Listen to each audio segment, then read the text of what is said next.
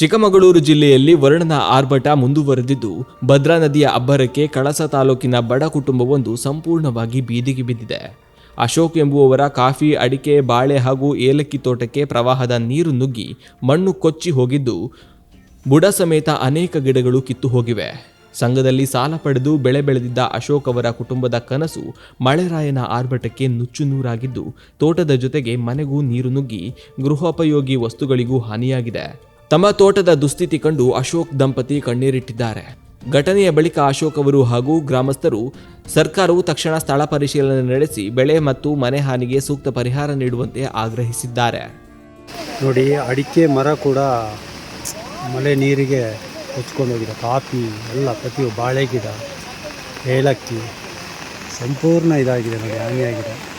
12:30 ತನಕ ಇದೇ ಥರ ನಾವು ನೋಡಿ ಹೆದರಿ ಎಲ್ಲ ಮನೆ ಹತ್ರ ಎಲ್ಲ ಸಿಟೌಟ್ವರೆಗೂ ಬಂದಿದೆ ನೀರು. ನನ್ನ ಮನೆದು ಒಂದು ಅಡಿಕೆ ಗಿಡ ತೋಟೆಲ್ಲ ನಾವೆಲ್ಲ ಸಾಲ ಮಾಡಿ ಧರ್ಮಸ್ಥಳ ಸಂಘದಲ್ಲಿ 3 ಲಕ್ಷ ತೆಗೆದು ಗಿಡ ನೆಟ್ಟು ಇಷ್ಟು ಕಷ್ಟಪಟ್ಟು ಇವತ್ತು ನಾನೀಗ 4:15ಕ್ಕೆ ಪಂಚಾಯತಿಗೆ ಹೋಗಿ ಹೇಳಿದಾಗ ಅಲ್ಲಿ ಒಬ್ಬರು ಸಿಕ್ಕಿದ್ದು, ಅವ್ರಿಗೆ ಹೇಳಿದೆ ಯಾವ ಗಿಡ ಎಲ್ಲ ಹೋಗಿದಮ್ಮ ನಿಮಗೆ?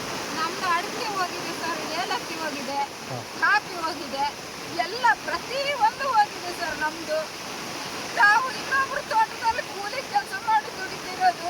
2 ಹೆಣ್ಮಕ್ಳಿದ್ದಾವೆ ಸಣ್ಣವು. ಬೇರೆ ಯಾವ ಉತ್ಪತ್ತಿನೂ ನಮಗಿಲ್ಲ ಸರ್. ಈಗ ಸಂಘದಲ್ಲಿ 3 ಲಕ್ಷ ಲೋನ್ ಮಾಡಿ ನಾನು ಮಾಡಿರೋದು ಕಷ್ಟಪಟ್ಟು.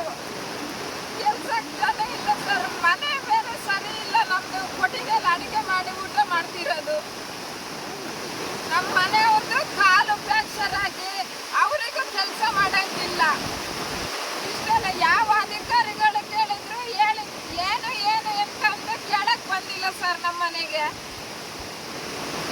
ನಾವು ಹೆಂಗ್ ಸರ್ ಜೀವನ ಮಾಡೋದು ಹೇಳಿ? ನಾವು ಇಷ್ಟು ಕಷ್ಟಪಟ್ಟು ಇನ್ನ ಮುಂದೆ ಆದ್ರೂ ಜೀವನ ಮಾಡ್ಬೋದಲ್ಲ, ಬರುತ್ತಲ್ಲ ಅಂತ ಗೋಳು ಬರ್ತಿದ್ವಿ. ಏನು ಇಲ್ದೇನೆ ಪರಿಸ್ಥಿತಿ ಹೀಗಾಗಿದೆ ಸರ್. ನಾವು ಏನು ಮಾಡೋದು ಹೇಳಿ? ನೀವೇ ಏನಾದರೂ ಇದು ಮಾಡಬೇಕು ಸರ್ ನಮಗೆ. ನಿಮ್ಮ ಹೆಸರು? ನಮ್ಮ ಹೆಸರು ವಸಂತಿ ಅಂತ. ನೀರು ಬಂದಿದ್ರೆ ಖರೀದಿಸಿ ಮಾಡ್ತೀನಿ. ಹೇಳ್ತಾರೆ ಕಾಪಿದ ಫಸಲ್ದು ಆಯ್ತು, ಆ ಫಸಲಿಗೆ ಅಂತ ಆಗಿ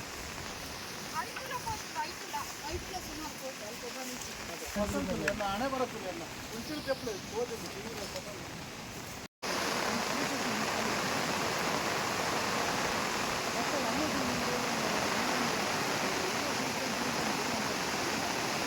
ಹೆಣ್ಣು ಮನಸ್ಸಿಗೆ ಅಡಿಕೆ ಗಿಡ ನೆಡ್ಬೇಕಾದ್ರೆ ನಾವು ಎಷ್ಟು ಕಷ್ಟ ಎಷ್ಟು ಬೇಕು ಸರ್.